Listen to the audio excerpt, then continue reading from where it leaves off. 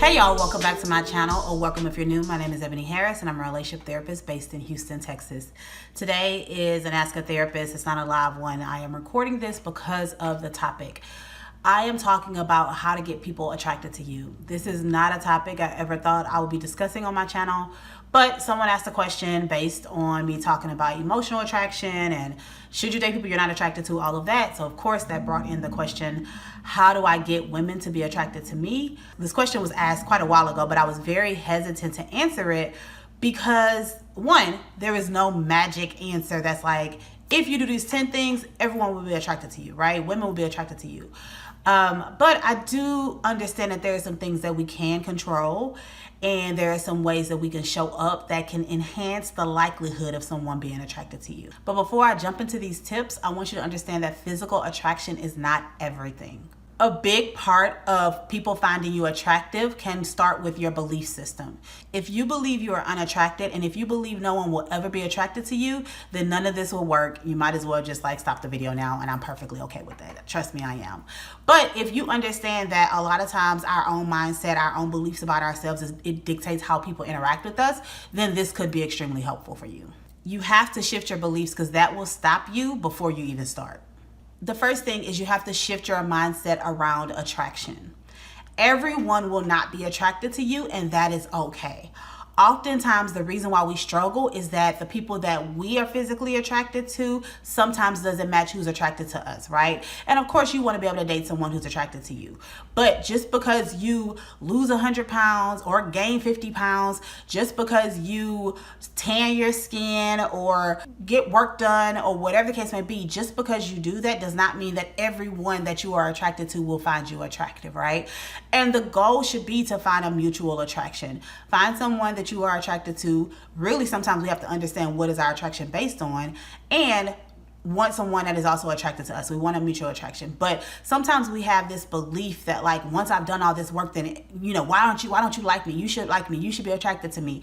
And that's just not the case. So once you start to recognize that everyone will not be attracted to you, so that should not be your goal. Your goal should not be, I want every single woman or man to look at me and be like, oh my gosh, she's so. If that's your goal, you are going down the wrong path, and you will never be satisfied, and you will always be seeking attention from someone else, right? So the goal cannot be that everyone will find you attractive, because that's just not real life. Even there's debates about women who are on the top, or the most beautiful woman or the most beautiful man in the world. There's still debates on whether or not this person is attractive or not, or I don't really think she's that cute, or he's not that great, or whatever, right? So that means attraction is definitely not going to be a one size fit all. And so you have to shift that and recognize the important thing is that you are finding people that are attracted to you and that you're attracted to them, not that you are trying to get every single person around you to be attracted to you. The second thing is to invest in yourself, right? So focusing on investing in yourself, and I'm not just talking about the physical. That is important if that's something that you want to shift or change. You have to invest in your mental, your physical, and your emotional health if you want to be seen as more attractive. You need to like yourself first. People can find people attractive that don't like themselves, but as soon as they start to have a conversation with them, as soon as they start to realize, oh, you're not really a big fan of yourself, or you talk negatively about yourself, or you're trying to make a joke because you don't want me to see your insecurities, and all that's doing is bringing it to the forefront, as they start seeing those things, they will lose attraction. So you have to like yourself. So that means invest in yourself. Invest in what you desire to look like, feel like, physically, emotionally, mentally. Invest in yourself so that you can have more confidence, so you can like and love yourself, and so that comes across when you are interacting with people. There are so many stories of people being like, how did she pull him, or how did he pull her? For whatever reason, there's this belief that you have to be exactly equal on the desirability scale in order to date whoever. And that's just not the case. There are plenty of people out here who date based on, I like this person, they're confident, I'm physically attracted to them, I'm emotionally attracted to them, I like who they are overall as a person, and that is more important than having just one part of them be attractive. Because again, you can meet someone and say, that's an attractive person, have a conversation and decide, nope, I'm not attracted to them anymore. It was only a physical attraction, and I desire to have something deeper than that. This is one of my favorite statements that I learned from Malik Till, who is an entrepreneur, businesswoman, go-getter, auntie for a lot of young entrepreneurs. If you want people to be interested, be interesting. She talks about it more about networking and business and that type of stuff. But in relationships and dating, that is a huge thing. What do you do with your time outside of work and leisure activities? What is interesting about you? What experiences have you had? What books have you read? What things do you like to dive deep into and have conversations about, right? And I don't need it to be anything that's like the status quo. If you don't like to travel, don't travel. Let's not pretend. Don't say, I love traveling when you know you hate the whole thing every single time. So it doesn't need to fit into any ideal or status quo. If you like some random anime that's only found on this part of the internet that talks about LGBT communities, then enjoy that and talk about that. That makes you interesting, right? So dig into things that are interesting. Dig into things that you enjoy, and then find like-minded people. That's the other part that we struggle with. We want to date these people that have zero interest in what we're interested in because all we're looking at is the physical. So be interesting. Learn new things. Grow. Have new experiences. What conversations are you having when you meet people? Right? What interesting things or facts do you know? How do you hold a conversation with someone, right? So if you want people to be interested in you, become an interesting person. Do interesting things. Have stories. Have things to talk about. And moving from that, learn how to have a conversation. Learn how to start a conversation. Learn how to continue a conversation. This seems like such a simple thing, but people really struggle with the idea of having a conversation.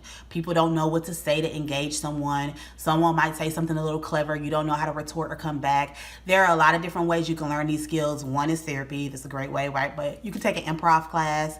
You can go to a Toastmasters to learn how to give speeches and things like that. You can start practicing networking more or just meeting new people. Learn how to have a conversation. Learn the full art of the conversation. That means how to start a conversation, how to get people to be comfortable talking to you and sharing and opening up, how to compliment someone in a way that isn't creepy, how to engage and keep the conversation going and have this person wanting to learn more, right? There are tons of books, tons of classes, YouTube videos, all of that.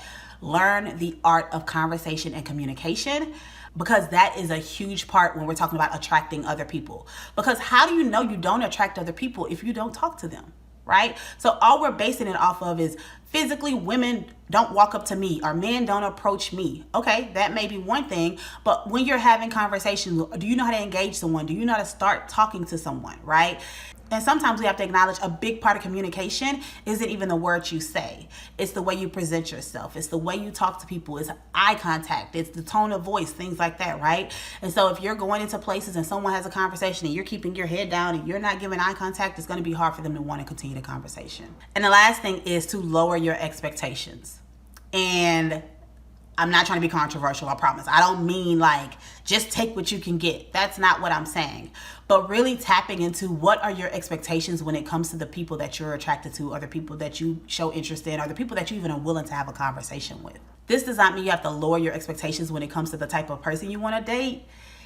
Even though sometimes we need to take stock and really evaluate what is that based in and what is it based on, right? Is it based on your ego? Is it based on what other people think? Or is it based on truly these are things that I value and that are important to me? But that's neither here nor there. I'm not saying you have to lower that.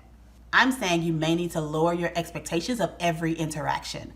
Oftentimes when we build up the courage to talk to someone and have a conversation, if it doesn't end the way we wanted it to, we don't get their number, if they don't ask us for our number, if it doesn't end with us talking and hanging out or anything like that, then it's a waste. Why did I do that? What was the point of that, right? And so sometimes we go in these situations with expectations of what the outcome should be, whether that's we're going to date, we're going to talk, we're going to have sex, whatever it is. We go in with an expectation of like, I need to get this thing met. And if it doesn't, then the whole situation is disappointing and we're frustrated and our anxiety around communication increases and all of that, right? Instead of going in with expectations, lower it to say, I just want to like engage with people. I want to practice my art of conversation. I want to get to know some people. She seems like an interesting person. He seems like an interesting person. I just want to learn more about this person. If it progresses to something else, great. But if it doesn't, I got to meet someone new and that was cool as well. If you focus on growth, getting comfortable in situations where you're normally uncomfortable and challenging yourself to view attraction and dating and interacting with people completely different, then you may be surprised at how quickly people will start to find you attractive and how quickly people will want to be in your presence. When you invest in yourself, when you are interesting, and when you know how to communicate with people, it will completely shift how people want to spend time with you and the people that may be attracted to you. All right, I hope you enjoyed that. If you are still here, please like the video. But I will say this, more importantly, subscribe. If you haven't subscribed already, I am trying to get to 1,000 subscribers. So it would be extremely helpful. I really appreciate you for watching, and I hope to see you next time. That's all. Bye.